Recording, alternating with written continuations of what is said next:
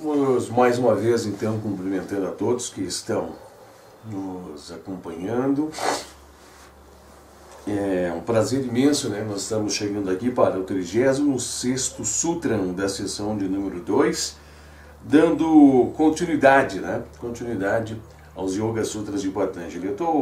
Quero trazer uma curiosidade hoje para vocês, se vocês me permitem.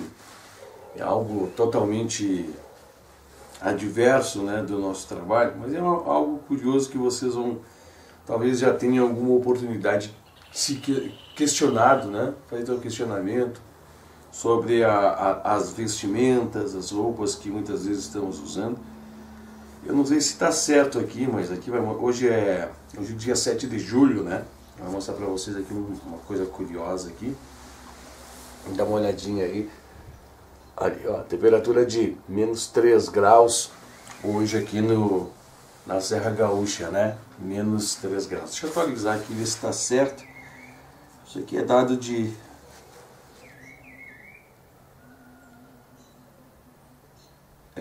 continua ainda, né? Continua. Olha que isso aqui pode ser... Isso aqui não é totalmente correto. Pode ser que esteja... Pode ser 0 graus agora, a sensação térmica negativa, mas só para vocês entenderem como é que funciona alguns fenômenos aqui no sul. O sul tem essas peculiaridades, né, nos seus invernos, e as temperaturas baixarem bastante, né? Então é por isso que a gente muitas vezes tem que buscar um abrigo a mais, né? E as nossas gravações, elas são realizadas na parte externa, aqui na área de casa, na parte da entrada. Então vocês estão vendo essa mancha lateral mais clara aqui, é o sol, né? Mas ele não chega aqui porque o leste seria aqui nessa posição. Então ele tem que subir todo aqui, ele só chegaria na parte da tarde aqui. Mas mesmo assim aqui é a claridade dele aqui, da parte externa da casa aqui, que está amanhecendo. Um pouquinho frio, né? Um pouquinho frio, só uma dar de curiosidade para vocês que eu sei que talvez haja um questionamento, né, sobre as vestimentas, né, que nós utilizamos. Mas o assunto é Yoga Sutras, né? 36º Yoga Sutra. Nós estamos falando, né, sobre o tema que traz as tratativas quando a gente adquire, né, uma certa perfeição, né, em um dos quesitos de Yama e Niyama, né, em um dos pontos de Niyama e Niyama. Nós viemos compreender qual que é os resultados específicos, né, dessas práticas. O que ela provê para o yogi, né, o que o yogi consegue consumar, né, quando chega a mais alta prática, né, mais alto ponto, né, o auge da prática de determinado Yama ou determinado Niyama. Então é muito importante. Esses sutras começaram no 35º, nós estamos hoje no 36º, a gente vai ver hoje sobre Satya, né? Sobre a veracidade, sobre a verdade, sobre o não mentir. Nós temos que parar para refletir que isso aqui não é para mostrar poderes, né? Não é para mostrar que o quão, né, evoluído, ou o quão dignificante, ou o quão forte, ou o quão máximo, né? Ficará o yogi. Não é isso não, é para mostrar para vocês a jornada, a caminhada que nós temos de fazer para chegar até tais portais e para chegar até ali, porque isso aqui são todos técnicas, né, práticas e também observâncias de autodisciplina, né? Existe muita disciplina, então a gente vê que um dos caminhos para o yoga é a autodisciplina, né? A austeridades, a autodisciplina, purificações, austeridades, um outro deles é o estudo. E o terceiro é a devoção, né? A mais alta devoção, né? Não falar para devoção no quesito que o ser humano está acostumado a entender. Então nós estamos vendo que aqui é um dos caminhos através das austeridades, né? Yama, niyama, mas que na visão da Raja Yoga, dentro do que nos pede Patanjali, ele vem nos colocar esses pontos aqui, né? Vem nos colocar como yogas preliminares. E eu acredito que é interessante que se veja, mas porém muito fundamentais, né? Em seus resultados, muito fundamentais de serem implementadas em sua plenitude na vida de qualquer sadhaka. É interessante que se raciocinamos e pensamos sobre esses pontos de vista, sobre essas posições, para que nós entendamos que toda a Raja Yoga, toda a membralização da Raja Yoga ela é muito importante. Eu vejo diversos mestres, né, que a gente acompanha, a gente lê nos seus livros, a gente lê nos seus materiais, a gente lê nos seus manuscritos, que eles falam assim que tem um caráter de importância, mas se deve ser feito. Uns dizem assim, olha, é importante que vocês tenham atenção a tudo isso. Eu digo que é muito importante, né? Eu, na minha percepção, digo que é muito importante. Eu sempre trago uma exemplificação que se a base da casa não tiver totalmente ela firme, a casa que será posta em cima ruirá. Então, essas podem ser bases, essas aqui podem ser de cunhos preliminares, mas ela não deixa de ter tanta ou quão importância quanto todos os outros os pontos dentro do yoga, né? E claro, né, para que nós não viemos virar joguetes nas mãos dos magos negros, né, os magos da sombra, para que nós não viemos cair na mão, né, de forças ocultas e pender para lados esquerdos, para que nós não viemos tropeçar, não viemos trazer, né, coisas danosas para a nossa própria existência. A pessoa perdeu uma reencarnação inteira, né, perdeu um ciclo inteiro de oportunidades por causa de erros, né? Então, coloque isso, né? Coloque isso. Eu tenho certeza que Patanjali não receitaria se não julgasse ser isso aqui útil, muito útil, né? Até porque a Raja Yoga ela visa trazer uma utilidade, né? A essência real de 7 escolas de yoga, né? Ela visa pegar todas as suas essências e colocar aqui o que é de melhor delas para nós, né? A verdadeira essência, colocando os 8 passos. E qual é o oitavo? Essa Samadhi, né? Trazendo os 8 passos para nós, né? Que começam então com Yama, Niyama, depois vem Pranayama, aí vem Pratyahara, Dhyana, né? Vem Dhyana. Acho que esses são os passos. Me fugiu agora. Eu peço até perdão para vocês a descrição completa dos passos. Aí são progressivamente esses, né? Como é que nós vamos estar, né? Se a base que está embaixo não estiver bem preparada? Então raciocinem, né? Reflitam sobre tudo isso. E hoje nós vamos ver então, sobre Satya, sobre a veracidade. Quando é colocado, né? Colocado a perfeição, ou colocado uma culminância, né, de perfeição em Satya, a veracidade. O que acontece a partir daí na vida do yogi? Nós temos que parar para refletir. Eu falei no encontro passado sobre o fruto repousar-se na ação, né?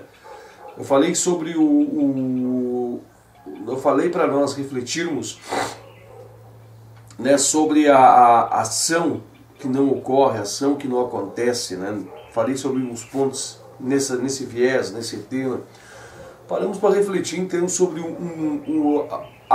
mundo mental, né? Paramos para refletir sobre a ação que ocorre dentro da mente. Paramos para refletir sobre Chitta, né? Essa onda mental ocorrendo e ela trazendo para você um raciocínio, trazendo para você um ponto de vista, trazendo para você um passo, né?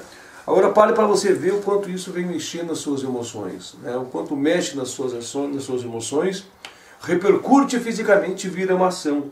Mas percebe que tudo nasce no mundo, né? No mundo dos pensamentos. Tudo nasce no pensar, tudo tem desencadeado no pensar, nesse mundo, né? Deus também, né? Deus também age no pensar, a natureza está no pensar, né? Nós somos o que pensamos e tudo mais. Então é interessante ver que quando falamos que o fruto repousa na ação, a gente vai perceber, você vai ver o movimento dessas ações dentro dos seus pensamentos, né? Você vai perceber o movimento de uma inverdade, de uma mentira que sai de dentro dos seus pensamentos e você vai trabalhar lá. Então, ou seja, o fruto, o que é o fruto? O fruto é o resultado, o fruto é o nascimento daquela semente que está na sua mente ela retorna, né? Ela retorna e você começa a perceber, né? Você começa a ver, a enxergar, você começa a ver o peso, né? Você começa a entender que essas coisas externas não têm tanto peso e tanto valor como que o fruto dos seus pensamentos lá dentro de você, né? Seus pensamentos, eles não somente te ditam as direções, mas eles determinam quem você é na forma de você se expressar fisicamente. Então, se você quer realmente uma mudança, se você realmente está buscando transformações, está buscando transformar-se, aonde tem que se mudar? Dos seus pensamentos. Por isso que nós buscamos sempre o estudo, né? Para sair da ignorância, sair da sombra onde nós nos ocupamos, e sempre procurar o conhecimento, o saber, para que nós possamos mudar a nossa forma de ver, o nosso... Agora tem uma palavra que está tão em voga nesses períodos, tal do mindset, né? Mudarmos as nossas concepções de enxergar, mudar a nossa forma de ver, rever com mais clareza para que nós possamos agir melhor na vida, né? Para que nós possamos nos construir melhor, nos encaminharmos melhor na vida. Então por isso o que acontece? A ação, né? O fruto, né? Repousando dentro da ação. Ou seja, nós vemos, né, a ação do pensamento desencadeando a coletividade de derrubar a primeira pedra do dominó e tudo que vai acontecer. Nós não permitimos lá que as ações ocorram lá. Então é muito importante que fique bastante compreendido esse aspecto, né? Bastante compreendido esses fatos. Quando nós estamos, né, em estados meditativos, nós estamos observando a Chitta, né? Nós estamos observando a mente. Nós estamos observando a massa do pensamento, né? Nós estamos observando o ir e vir dos pensamentos, nós estamos focados neles, nós estamos tentando compreendê-los, né? Tentando percebê-los, nós estamos tentando vê-los. E essa massa mental, não perceptível, não tocável, né? Ela é muito presente, ela existe, ela faz parte de um plano, né? O plano mental. E ela é tanto mais vívida e tem tanto vida como todos os outros planos, até mesmo podemos dizer que tem mais vida que esse plano físico. Porque a plasticidade desse plano físico, a moldagem desse plano físico é a mentalização de Deus, né? Claro que de forma coexistente nós estamos também agindo, trabalhando tudo nele, mas através do que é nos possibilitado, através da nossa limitação. Então você vê muitas vezes a sua casa, você vê você mesmo assistindo esse vídeo, tudo isso é da sua mente. Para você estar sentado em frente a esse vídeo, assistindo a esse vídeo, olhando para essa imagem agora, primeiramente surgiu uma ação dentro do teu pensamento, né? O pensar de buscar essas informações, o buscar de pensar, de querer ver essas imagens, né? Um pensar de querer ver um pouco mais sobre esse tema, que redundou na ação, nessa ação que você está fazendo de assistir a esse vídeo. Então nós temos que interpretar muito bem isso. E aqui diz assim, ó: estando firmemente estabelecido na verdade, a verdade suprema, a verdade inabalável, a veracidade que não traz nenhum tom de ignorância, de mentira, o fruto da ação repousa somente na ação. Nós temos que fazer uma percepção que quando se fala veracidade aqui nesse tom, não é que o yogi, né, o yogi fala somente verdade. Deixa eu explicar o que eu estou falando. Não estou dizendo que ele fala mentira também. Eu quero, tá com frio? Vem cá, cadê ele? Tá com frio? Estou com as patinhas geladas. Tá com frio? Fica aí. Hein? Não é que o yogi fala a verdade ou falará mentira, é que ele estará voltado para as verdades, né? Estará purificado o seu canal búdico, né? Estará purificado o seu canal intuitivo e ele estará conectado com a verdade. Então, ou seja, tudo que esse yogi disser, tudo que esse yogi vier a dizer, será assuntos tratativos de máximas verdades, né? Estará todos os canais desobstruídos, estará todos os seus canais limpos, purificados, que o que ele vem a falar não é mentira. Não tem como ser mentira no tom de se enganar no que diz, né? No tom de não compreender a realidade máxima das coisas. Ele está cerceado da verdade utérrima, né? O ponto utérrimo das últimas coisas. Ele está canalizado, ele está focado, ele está envolvido com esta realidade suprema, essa verdade espiritual. Então, baseado nesse princípio, né, e ele é licenciado tudo isso, tudo que ele venha a dizer a partir de então é fundamentações de verdades, né?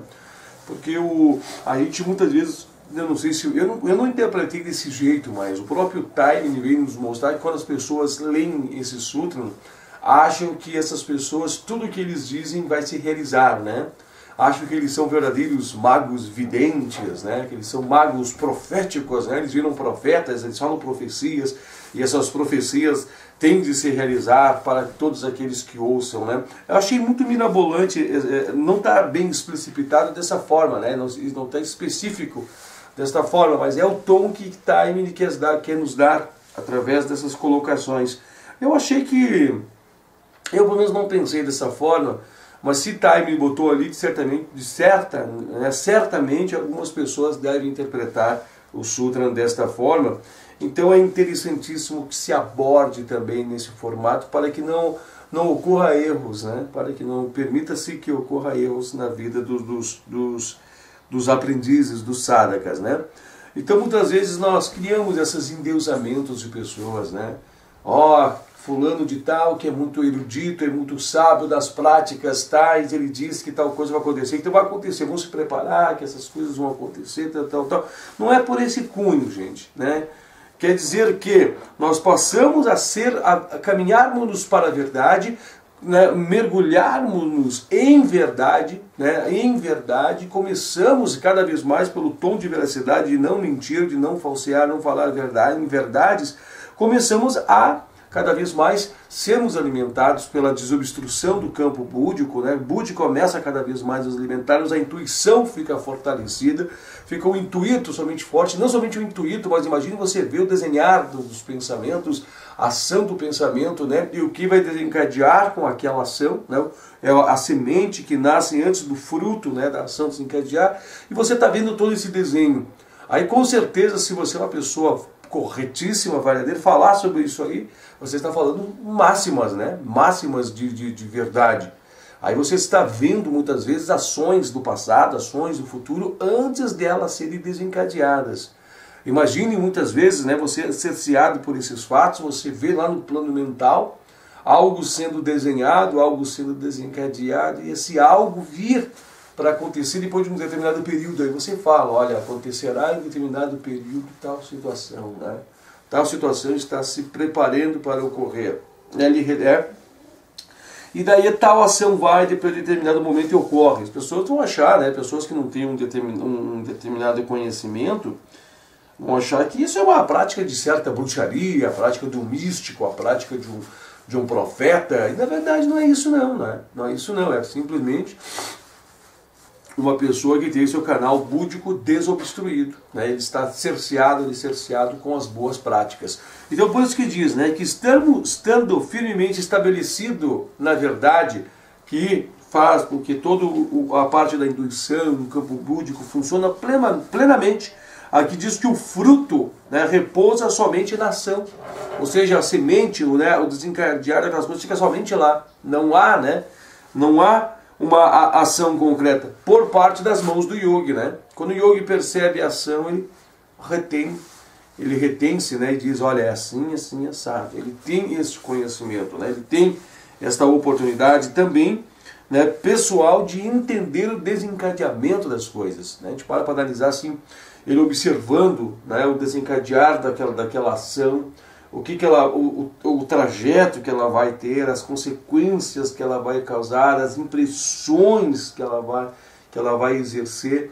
Aí para analisar, claro que você pode observar isso de diversos métodos, até inclusive você vai encher de comentários embaixo desses vídeos e outras observações, mas a gente está observando desse ponto de vista, né? A gente podia observar de diversos outros pontos.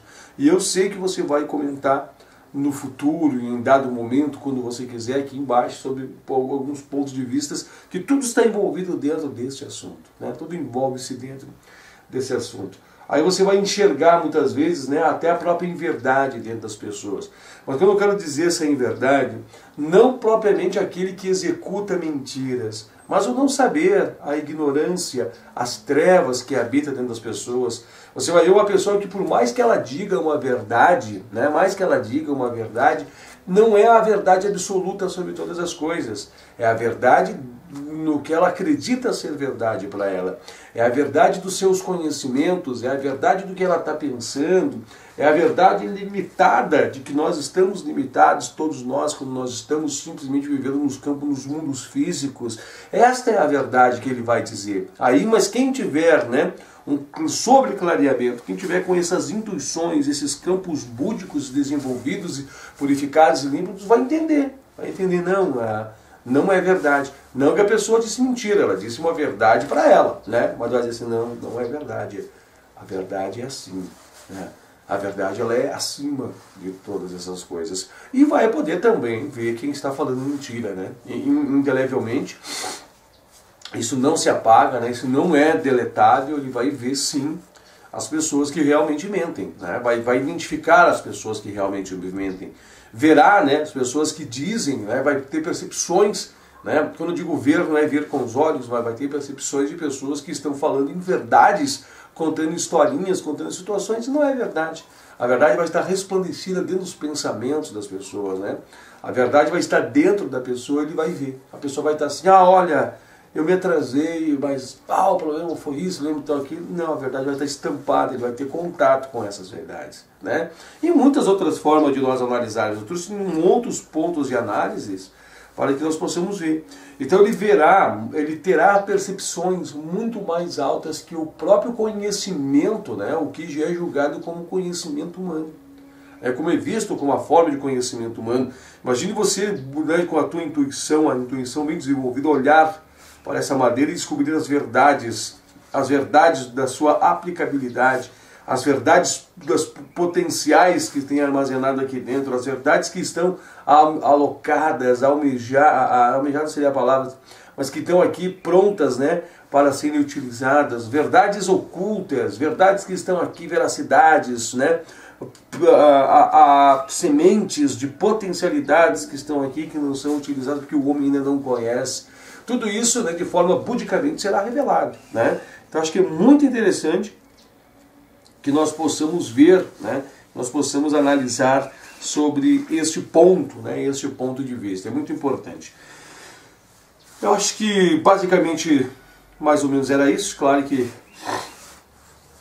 Timing ele começa assim, né? É apenas uma folha de rosto, a leitura é uma folha de rosto e mais um pedacinho assim em cima aqui nessa folha. E Timing ele começa assim a leitura, ele vem nos advertir sobre essa forma de entender o que é veracidade, né? Não é essa verdade.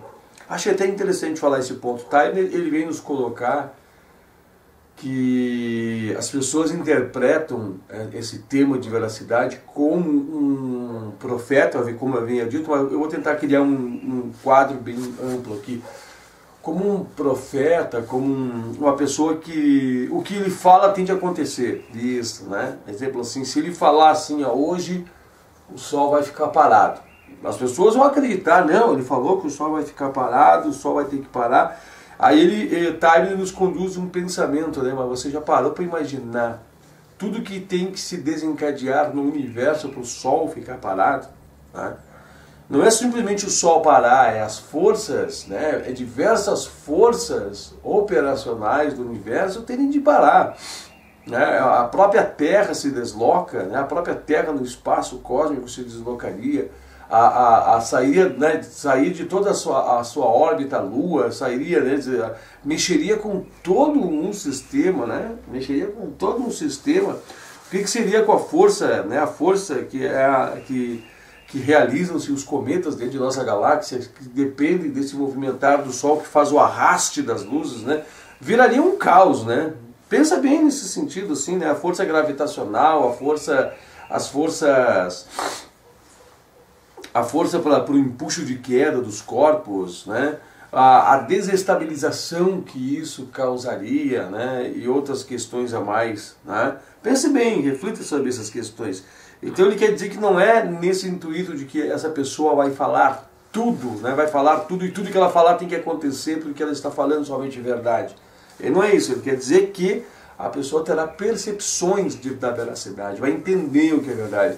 E claro que esse é um bom yogi, né, um bom estudante que está cerceado na veracidade, não falando coisas que não sejam reais, se não sejam verdadeiras, ele vai caminhar para esse lado, né? Vai caminhar para esse lado. É uma pessoa que não falará verdades. Até porque se ele começar a exercitar as não verdades da vida, vai poluindo o seu campo búdico, vai trazendo, né, situações indesejáveis para ele, vai trazendo situações que vai deixando, né, obscurecido, né, vai deixando nublado, vai deixando com impedimentos o funcionamento do seu campo búdico, né? Então, por isso que andar sempre na verdade é o caminho.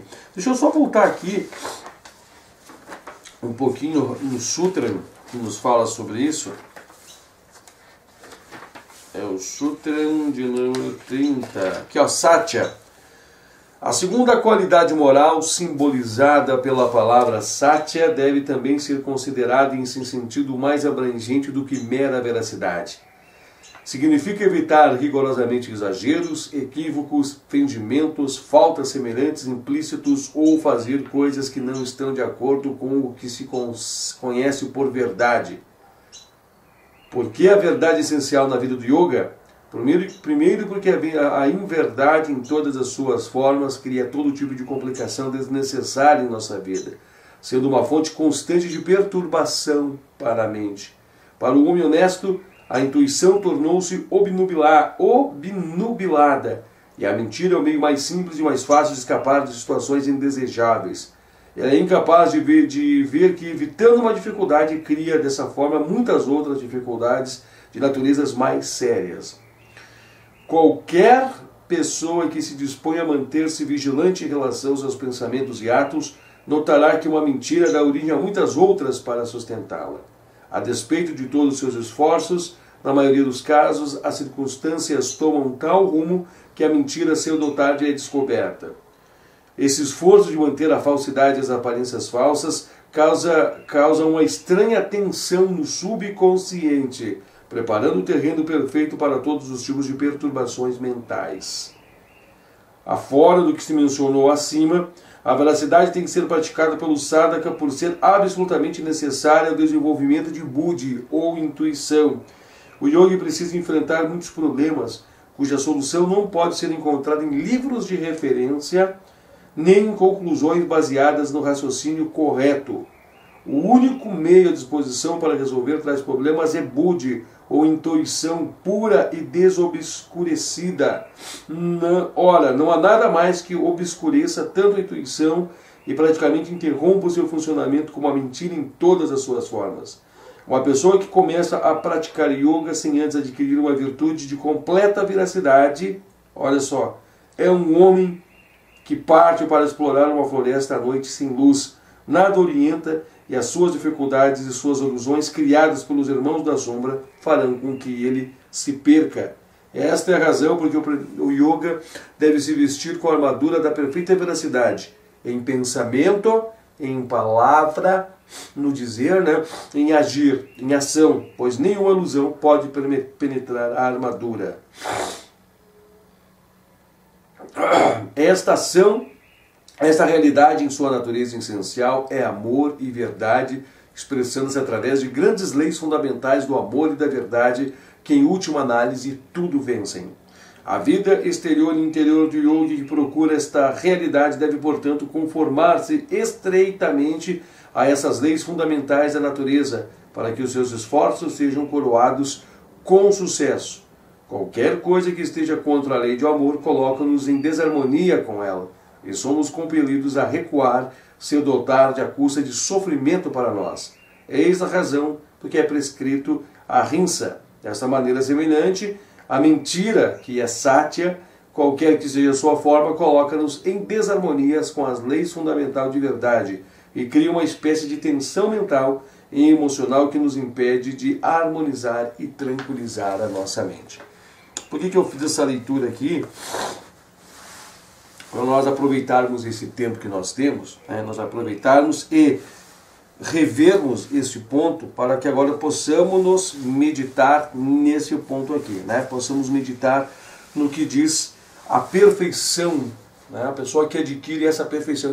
Então nós começamos a entender, começamos a perceber nas percepções dos nossos pensamentos que não é a perfeição de falar a verdade, mas a perfeição de estar com o seu canal búdico, a sua intuição desobstruída, e assim estar em contato com a verdade, sendo o canal de fonte de amor e plena verdade. Né? Nós começamos a ver que o ponto ele é muito mais profundo, né? Bem mais profundo.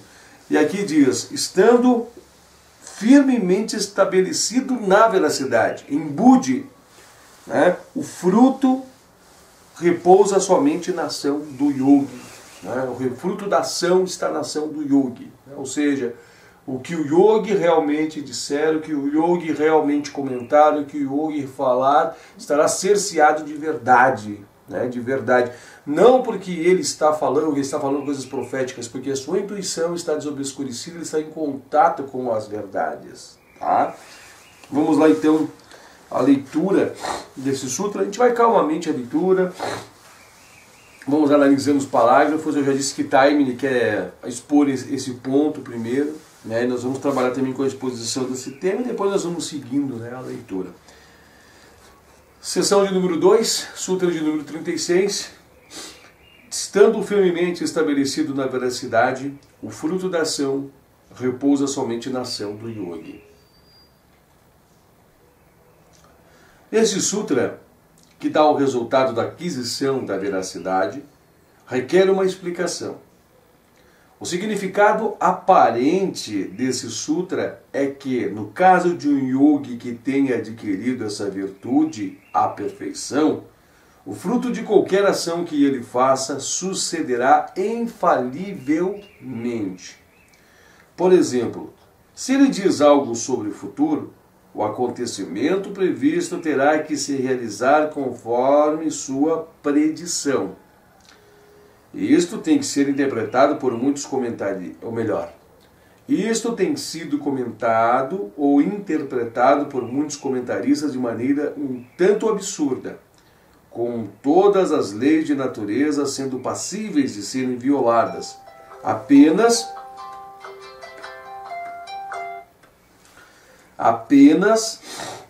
para sustentar a vontade dessas pessoas. Por exemplo, se a pessoa diz que o sol não se porá ao entardecer, então o movimento da terra cessará para tornar verdadeiras suas palavras. As histórias dos Puranas, na maioria dos casos, muitas vezes alegorias, muitas vezes temos que entender que alegorias não são mentiras, né? Alegorias são maneiras de se contar uma história, mas que podem induzir muitas pessoas ao erro no interpretar essas histórias. Tá bom? Vamos lá então. São tomadas ao pé da letra em apoio a tais opiniões. Eu vou ler aqui, ó. As histórias dos Puranas, na maioria dos casos meras alegorias, são tomadas ao pé da letra em apoio a tal opinião. Mas nós devemos entender que alegorias elas trazem nos seus cunhos, né, nos seus princípios, pontos de verdade ou situações baseadas em verdades. Mas tem que ser muito bem estudadas e compreendidas, né, para se perceber o que isso quer dizer, para se compreender o que realmente ela quer dizer. Por isso que ela pode induzir, aqui diz tomadas ao pé da letra, né, em apoio às opiniões, elas podem levar as pessoas ao erro. Seguindo aqui. Não é necessário, porém, forçar a interpretação do significado desse sutra com uma conclusão lógica e absurda, desde que compreendido o seu significado subjacente. Agora, logo após expondo, né, esta possibilidade de interpretação, que eu repito para vocês que não foi a interpretação que eu já tive desde a hora que eu li, né, o sutra, mas pode ser que algumas pessoas interpretem ou vejam dessa maneira, mas se Taimini ali colocou é para tirar qualquer dúvida de pessoas que possam um dia chegar a tal interpretação, né, vejamos que não é esse fundamento, né, não é este o princípio de tudo isso, né, não é esse o princípio de que as pessoas dizem, né, que se o sol não se porá ao entardecer, ele quer dizer que a terra vai parar de girar, essas coisas assim, né? Nós temos que ver, né, que ele está baseado na verdade. Ele não está dizendo, né, ele não vai dizer ou se falar ou não falar, ele não vai dizer coisas assim que ele é como se fosse um profeta ou um mago, né? Essa bola não vai sair do lugar agora, né? Então significa o quê? Que ele está determinando essas coisas, né? Que ele é o determinante dessas ações. Não é isso, né? Não é isso não. Eu vou perceber que não é isso não. Aqui diz assim: quando um homem comum diz ou faz algo com o objetivo de atingir um determinado resultado, a meta visada pode ou não se materializar. É claro que qualquer pessoa inteligente, com pleno conhecimento de todas as condições pertinentes, tem toda a probabilidade de predizer o resultado. Mas ninguém pode ter total segurança, dadas as muitas circunstâncias imprevistas no futuro que podem afetar o curso dos acontecimentos. Eu vou falar um exemplo aqui, mas vamos só a um exemplo que me veio à mente, e se veio à mente que tenho certeza que é para utilizar, mas só para mero conhecimento, tá? Nós não estamos aqui confabulando com o exemplo que a gente vai dizer, a gente vai só utilizar de exemplo. A gente vê muitas vezes aqui nos filmes, né, nos filmes as pessoas que fazem apostas em jogos, né? Muitas vezes aqueles jogos de corridas de cavalos, você já deve ter observado as pessoas que fazem esse tipo de jogos, né? E eles sempre tentam acertar nesses jogos qual é o cavalo que vai chegar até o fim. E nesses jogos eles fazem apostas em dinheiro, né? Eles fazem apostas em valores de dinheiro. Eu tenho certeza que na tua mente você já está criando uma situação dessa. O que acontece? Observe que cada um deles procura uma verdade, né? Cada um deles, a minha verdade diz que o 8, o cavalo de número 8 é o campeão, vou apostar nele, né? O outro diz lá no fundo, não é o 8, é o 12, eu vou apostar nele. Percebe que a verdade não está com nenhum deles, né? A verdade não está com nenhum desses. Aqui diz assim, um homem comum, são homens comuns que dizem ou faz algo com o objetivo de determinados resultados. A meta visada pode ou não se materializar, não tem conhecimento real do que vai acontecer. Podemos ver nesse exemplo que nós criamos agora, que nós trouxemos agora para a luz dos nossos pensamentos, que para aqueles que estão fazendo determinadas apostas, todas aquelas apostas que eles fazem é uma verdade para ele. Para mim a verdade é isso que vai acontecer, ele já até imagina, já projeta na mente dele o que vai fazer com o dinheiro, quando vai ganhar, o que vai dar o dinheiro. E aí, para a surpresa de todos, o azarão, aquele que ninguém imaginava que poderia chegar ao final, aquele que ninguém imaginava que poderia atingir, né, a meta da prova, chega lá e surpreende a todos. Ah, meu Deus, aquele azarão me tirou meu prêmio.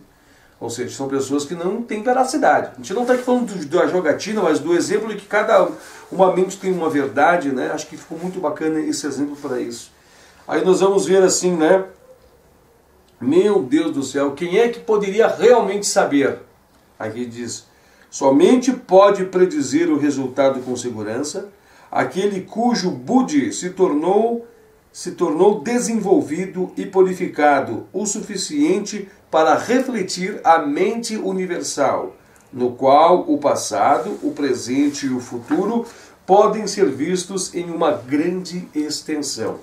Evidentemente que um ser dessa natureza não estaria envolvido em jogos, né? Mas só para você poder entender, né? Seriam trapaças, seriam tudo quanto é coisa aí fora de um bom e pleno caminho da sanidade, né? Não estaria ele envolvendo-se com tais práticas. Mas só para você entender o exemplo, aqui ele diz assim, ó, o presente, o passado e o futuro podem ser vistos em grandes extensões. Ele consegue ver, né, o futuro das ações, budicamente ver, né, que é o futuro até a ação. E pode ver também através dos resultados das ações já concretizadas do seu passado, retornar para trás e ver as extensões. Esse é o tamanho de Budi, tá bom?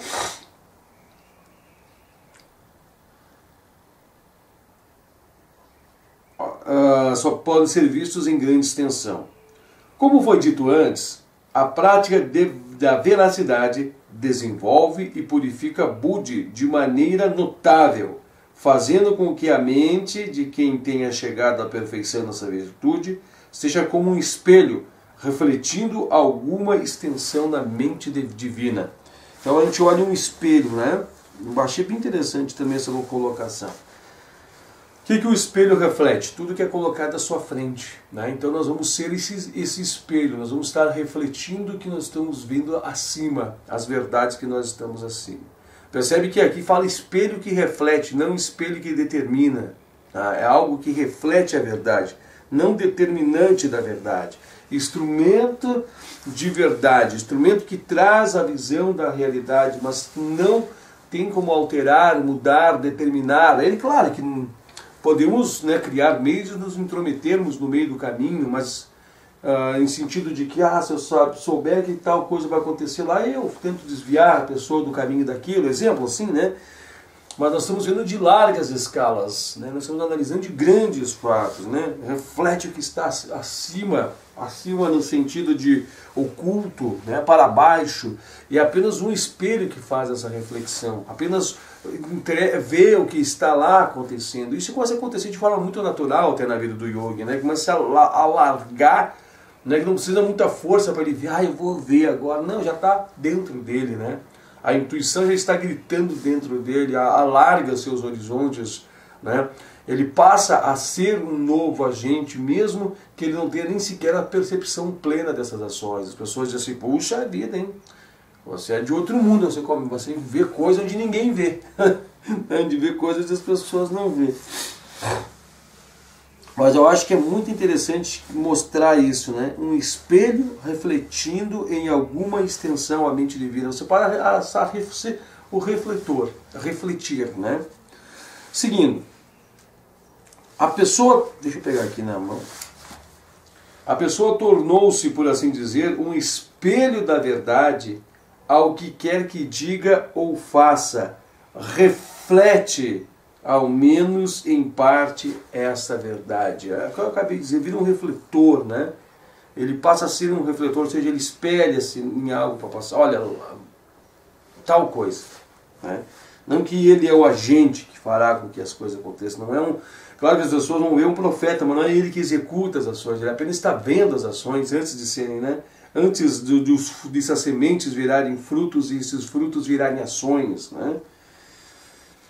Aqui ele diz, dessa forma, naturalmente, observando tudo isso, né, qualquer pessoa, qualquer coisa que a pessoa diga, torna-se-á verdadeira. Qualquer coisa que tente realizar, será realizada, porque sabe como conduzir-se. Mas a razão por que o fruto repousa na ação, no caso dessa pessoa, não se deva que Deus mude os cursos dos acontecimentos e permita a violação de leis naturais a fim de fazer com que essas palavras se cumpram e suas determinações, mas do fato de que as palavras e ações dessas pessoas apenas refletem a vontade de Deus e antecipam o que está por acontecer no futuro, e também consegue desmembrar coisas do passado, né? Consegue resolver situações errôneas do passado, né? Vendo errôneo nos olhos que a veem, consegue ver tudo isso, monta, desmembra, desvenda, né? É isso que nos faz esses campos de percepções, porque na mente as coisas desenrolam-se, né? A meta é chegar num ponto, mas a mente ela carrega, ela está em contato, né? Cada vez mais com a consciência, a mente universal, né? Atrás da mente universal, a consciência universal, a consciência de Deus, né? Deixa eu ver onde nós paramos aqui. Visto sob este ângulo, o significado do Sutra torna-se bastante inteligível, sendo possível evitar a absurda suposição de que a ordem divina no cosmos pode ser contrariada pelos caprichos e pelas decisões de uma pessoa perfeitamente veraz. É engraçado de ver, né, conforme esse assunto vai se desenrolando, da mesma forma que ele vai se desenrolando, a gente vê que Taimni vai deixando as pérolas do conhecimento dele, né? Pode ver que da forma que ele criou aqui, da forma que ele vem explicar, né, ele quer explicar um viés de raciocínio, mas ele vai gradativamente deixando incrustadas aqui as pérolas dos assuntos que ele quer dizer, né? E quando nós tivermos de verdade desobstruídos os nossos canais, simplesmente tocando nessas impressões dessas letras, né, dessas impressões dessa letra, nós vamos enxergar o próprio timing escrevendo essas letras. Nós vamos enxergar os seus sentimentos, nós vamos enxergar o que ele estava pensando, o que estava rodeando ele. Nós vamos ver o editor da gráfica editando, nós vamos ver de onde veio a essência desse papel, tudo isso. Já pensou? Não é absurdo. Tudo isso. É absurdo nós ouvirmos isso agora e duvidar dessas possibilidades, achar que isso não é possível. Não é? Pare para você analisar, para você ver. Você vendo a ação de quem escreveu, o pensamento que ele tinha, o raciocínio, a forma que ele viu, você vai ver, todas as verdades se revelarão. Né? Você vendo aqui as inscrições, as coisas, vendo tudo isso acontecer. Está lá na mente universal, está nos registros das acáticas, está nos registros, tudo isso. O sutra parece ser inteligível, sendo possível evitar uma absurda suposição de que a ordem divina do cosmos pode ser contrariada pelos caprichos e pelas decisões de uma pessoa perfeitamente veraz. É sustentado que se tal pessoa diz uma coisa, mesmo por engano, essa coisa deve se materializar-se a qualquer custo. Já está dizendo que não é assim, mas ele está dizendo que as pessoas pensam que é assim. Né? Esta ideia se baseia-se na suposição de que tal pessoa pode ser descuidada e também irresponsável como qualquer indivíduo comum do mundo.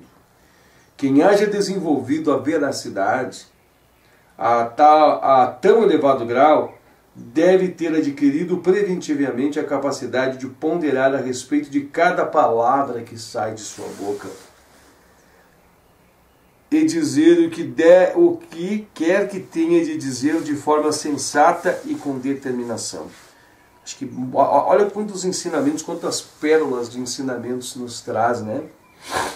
Quantas pérolas de ensinamento nos traz timing em cada uma das colocações. Olha quanto conteúdo ele quer nos dizer aqui, ó.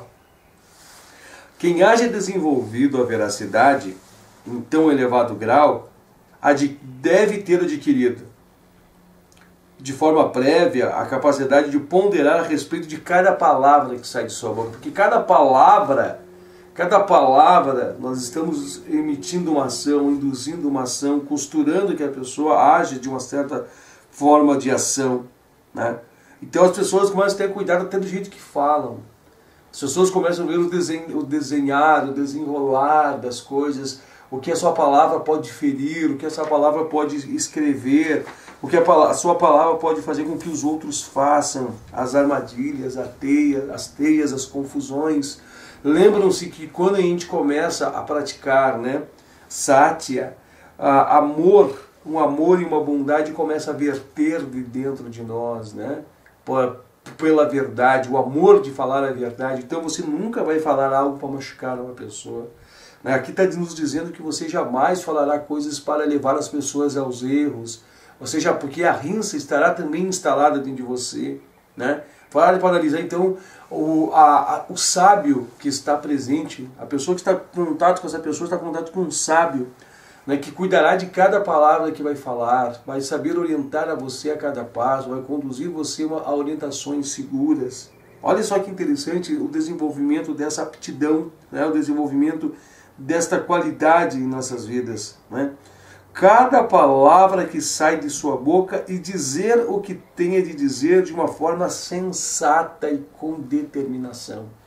Né? Escolherá as palavras adequadas, saberá conduzir o jeito de falar, né?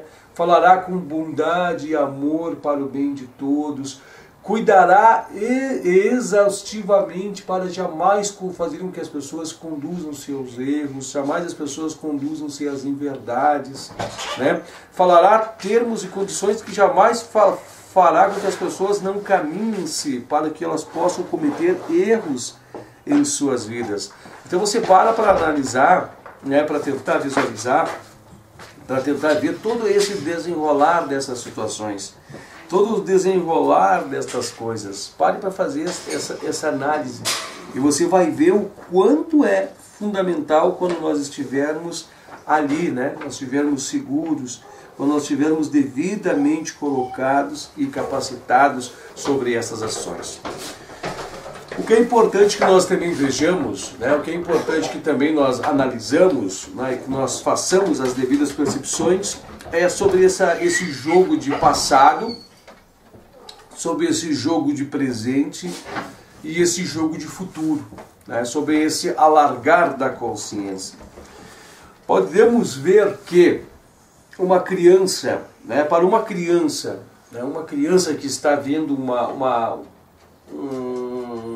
eu vou colocar aqui um exemplo.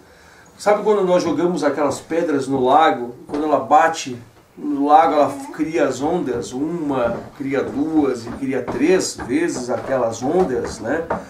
Uma pessoa que é mais adulta, uma pessoa que faz isso repetidamente, uma pessoa que faz isso com mais vezes em relação a uma pessoa que nunca fez ou quem sabe nunca viu esta ação ser realizada, ela tem mais saber, mais conhecimento que a outra pessoa, né? Ela tem mais saber, mais conhecimento que essa outra pessoa que nunca viu, nunca fez isso. Então você imagine essas duas pessoas agora à beira de um lago, né? E essa pessoa que tem mais conhecimento, mais visão, que já passou por essa experiência mais vezes que a outra, ela diz: eu vou jogar essa pedra no lago, e ela vai bater 3 vezes, né? Ela vai planchar 3 vezes e vai criar ondas, e vai criar ilhas, né? E essa pessoa que nunca viu isso vai duvidar, vai dizer assim: não, isso aí não pode acontecer, essa coisa não acontece de jeito nenhum, nenhum vai acontecer. A pessoa vai arremessar a pedra dela, a pedra vai bater as 3 vezes no lago e vai fazer as respectivas ondas do jeito que ela disse, do jeito que ela falou.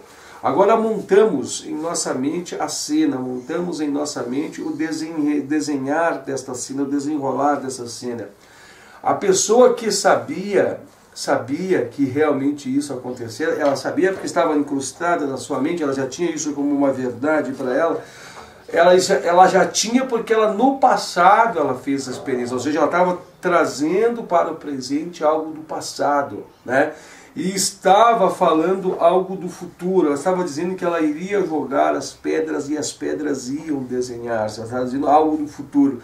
Para a pessoa que não sabia dessas coisas, ela não sabia disso no passado, não sabia disso no presente e nem sabia disso como consequência no futuro.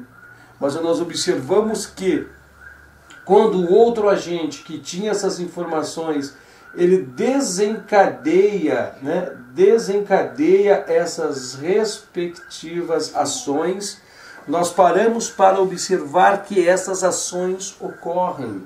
Então, o que nós estamos vendo nesse exemplo prático? Que um tinha o conhecimento porque tinha largado isso em sua mente, e observa que ele traz 3 pontos, ele traz um ponto do passado, da experiência revivida, ele fala do presente, do que vai acontecer, e ele tinha visto já o futuro na visão do outro.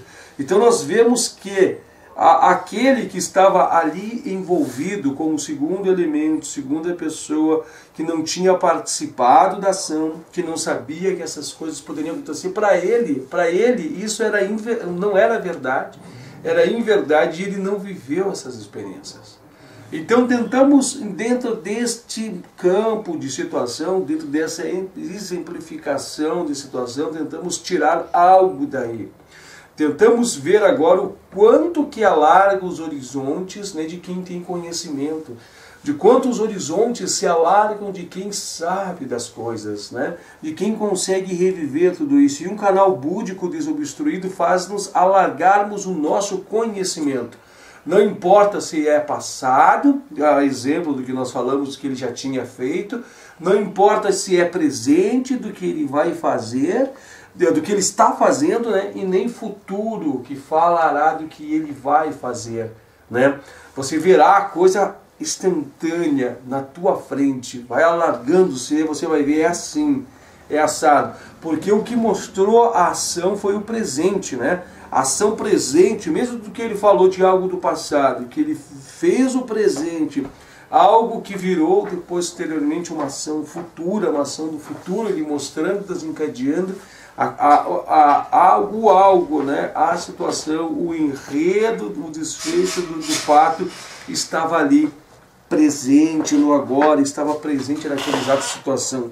Então para refletir em cima desse exemplo, para fazer a reflexão em cima desses pontos, pare para refletir em cima do que nós estamos dizendo para você e vá buscar, né, nesse joguete, nas tuas meditações reflexivas, muitas orientações e muitas explicações sobre tudo isso.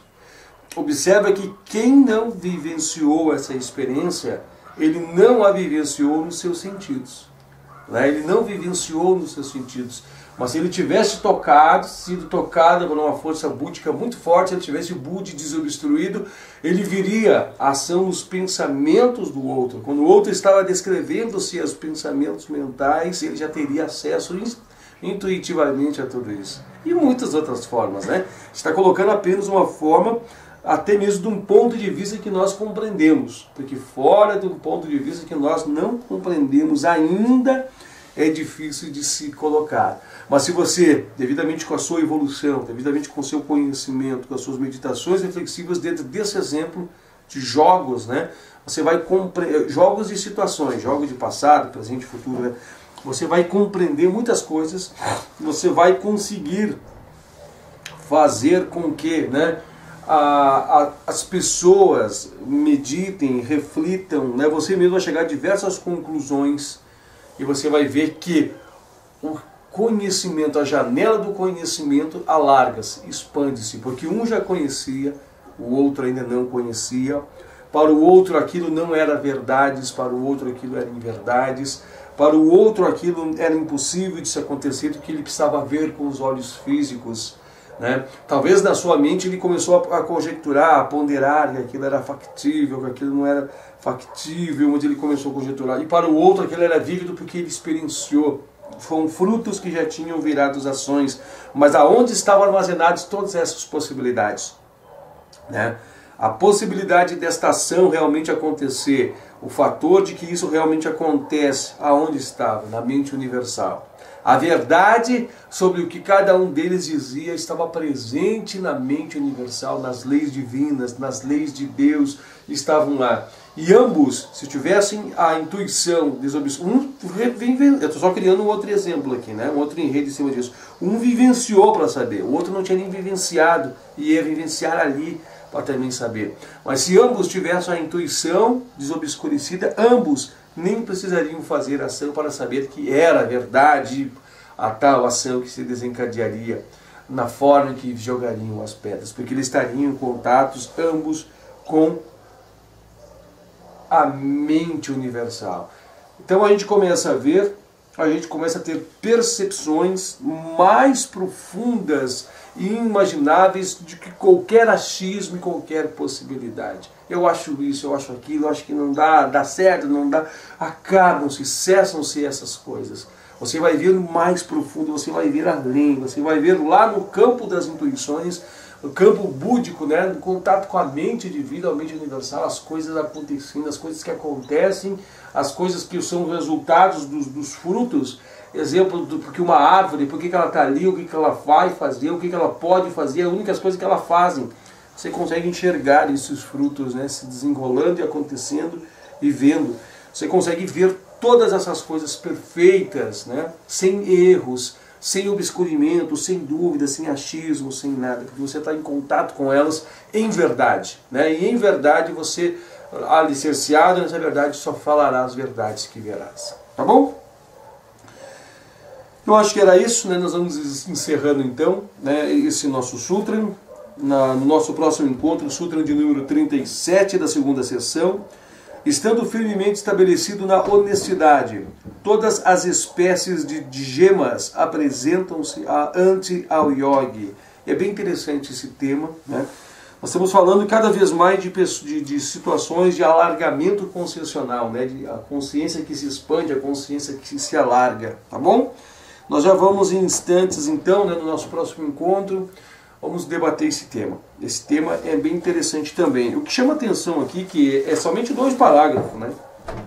O Sutra é somente 2 parágrafos que traz todas as tratativas, tá bom? Meu muito obrigado a você. Foi um prazer imenso estar junto contigo nesse encontro gelado para mim. Bastante frio, mas muito gratificante sempre estar. Deixa eu dar uma olhada aqui. Nossa, não sai dali. Acho que deve ter algum... Não deve estar totalmente certo isso. Continua marcando 3 negativos, né?